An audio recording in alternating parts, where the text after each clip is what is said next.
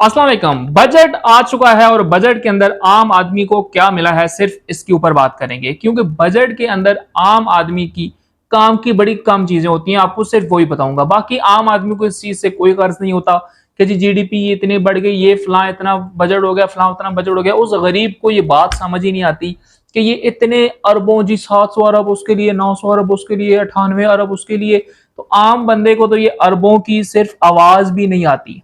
मजे की बात तो ये है। तो अब आम बंदे को इसमें क्या क्या फायदा हुआ, मैं आपको सिर्फ ये बताऊंगा। अगर आप एक आम बंदे हैं तो आपने ये वीडियो पूरी देखनी है। आम बंदे को इसके अंदर सबसे पहला फायदा ये हुआ है, फायदा कहूं या नुकसान कहूं, कि सैलरी के अंदर सिर्फ 10% इजाफा हुआ है। यानी कि 10% इजाफा इस सैलरी के अंदर इस महंगाई के दौर में डेफिनेटली बहुत कम है। लेकिन अच्छी खबर यह है कि शाम तक ये खबरें आ रही थी कि शायद 6% इजाफा होने जा रहा है, लेकिन फिर महान वजीर आजम ने 4% अपने कद के हिसाब से इजाफा किया और उसको 10% कर दिया। लेकिन पेंशन वालों के लिए बुरी खबर है, वो ये है कि सिर्फ 7% पेंशन का इजाफा किया गया है और जिनके शरीके हयात इस दुनिया से जा चुके हैं उनको सिर्फ 10 साल पेंशन मिलेगी, उसके बाद नहीं मिलेगी। इसका मतलब यह है कि जब आपका शरीके हयात मर गया तो आपको 10 सालों के अंदर अंदर मर जाना चाहिए। हुकूमत तो आपको यही कह रही है, मैं नहीं कह रहा आपको, ठीक है, क्योंकि 10 साल के बाद वो आपकी पेंशन बंद कर देंगे। जब आप मजीद बुढ़ापे के अंदर चले जाएंगे, मजीद बीमारियों के अंदर गिर जाएंगे, तो आपको वो जो 2 कोड़ियां दे रहे हैं वो भी आपसे वापस ले लेंगे कि भाई या बहन तू अभी तक मरा क्यों नहीं।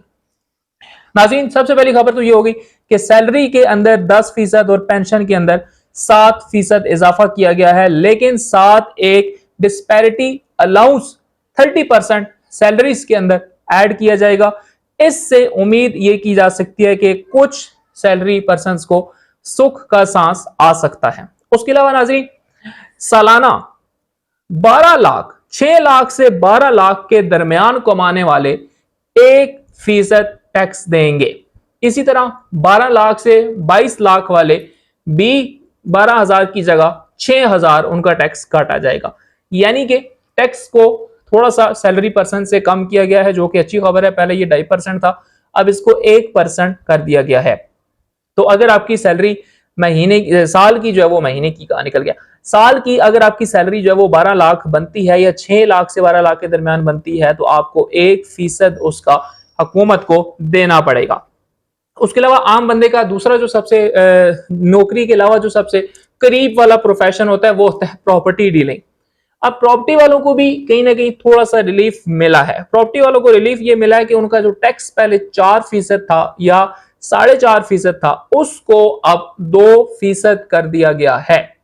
ये भी एक प्रॉपर्टी डीलिंग आम बंदे के लिए अच्छी खबर है कि जहां पे पहले एक नॉर्मल प्रॉपर्टी डीलर 4-4.5% टैक्स दे रहा था, अब उसको 2% देना पड़ेगा। यानी उसको आधी बचत इस साल हो जाएगी अपने पिछले साल के दिए हुए टैक्स के ऊपर।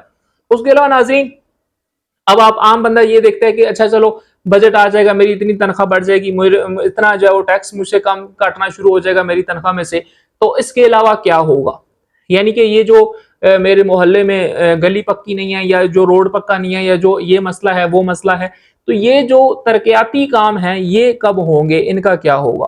तो तरक्याती कामों के लिए 10 खरब का फंड रखा गया है कि 10 खरब का फंड जो है वो तरक्याती कामों में इस्तेमाल होगा।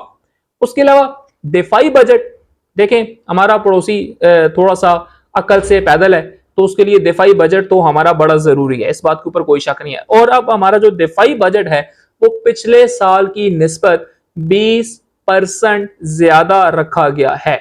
20% ज्यादा रखा गया है जो पिछली बार रखा गया था। और इस बार का जो हमारा बजट है वो है 25.5 खरब, यानी कि 25.5 खरब जो है वो हम सिर्फ रफेल गिराने के लिए लगाएंगे। ठीक है, तो ये रफाइल हमें भी काफी महंगा पड़ रहा है, खैर से। उसके अलावा नाज़रीन, जीडीपी ग्रोथ जो है वो 4.5 टारगेट है हुकूमत की तरफ से कि जी हमने इतना इसको काबू करना है। और पाकिस्तान, फिर आम बंदे की बात आ गई, क्योंकि कर्जा हमने इतना लिया हुआ है और फिर अमेरिका ने और दुनिया ने हमारे ऊपर इतना कर्जे से ज्यादा सूद चढ़ा के रख दिया है कि उसके लिए भी उनका कर्जा उनके मुंह पे मारने के लिए हमने 8,207 अरब रुपए रखे हैं। 8,207 अरब रुपए हम कर्जा वापस करेंगे सिर्फ इस साल। तो आप यहां सोचें हमने कर्जा लिया कितना होगा उनसे, ये अंदाजा भी तुसी ला लो। अच्छा नाज़रीन, बिजली मजीद सस्ती करनी है या महंगी करनी है? आम बंदे की जरूरत है कि बिजली का कुछ करो, गर्मी है, यूनिट बड़े आते हैं, फिर जनाब बिल इस हिसाब से आता है कि सारी गर्मी जो है वो निकल जाती है हमारी।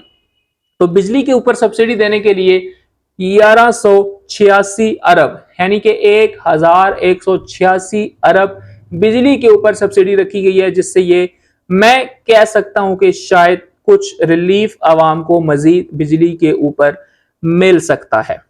उसके अलावा नाज़रीन, वफाकी हुकूमत, लाडली हुकूमत ने अपनी खसूसी जो आमदनी है वो सबसे ज्यादा यानी कि 11,072 अरब रुपए रखी है। 11,072 अरब रुपए खालस आमदनी होगी वफाकी हुकूमत की।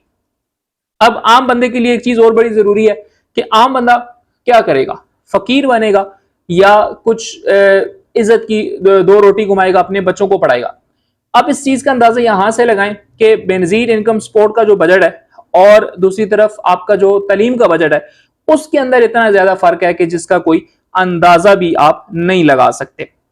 बेनजीर इनकम सपोर्ट प्रोग्राम के लिए 716 अरब रुपए रखे गए हैं। 716 अरब रुपए बेनजीर इनकम सपोर्ट, जो कि मैंने अपनी 30 साल की जिंदगी में किसी को मिलता हुआ नहीं देखा। या तो उसके कार्ड देखे हैं या टीवी पे चलता इश्तिहार देखा है। वो कौन देता है, किसको देता है, पाकिस्तान की कौन सी गरीब आवाम को मिलता है, ये समझ से बालातर है। अब कोई मोहल्ले के 8-10 बंदे मुझे ना गिनवा देना कि जी 716 अरब रुपए ये 10 बंदे खा जाते हैं सिर्फ, ठीक है, ऐसी बात नहीं करनी मेरे साथ।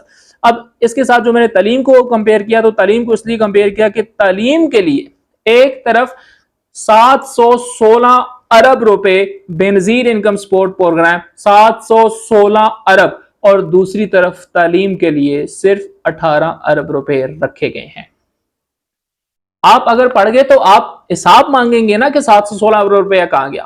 तो इसलिए आम बंदे को पढ़ाई, गोली मारो उसको, पढ़ के वो क्या कर लेगा? पढ़ के उसने बाहर ही जाना है, काम तो बाहर ही मिलेगा ना, पढ़ के यहाँ पे क्या करेगा?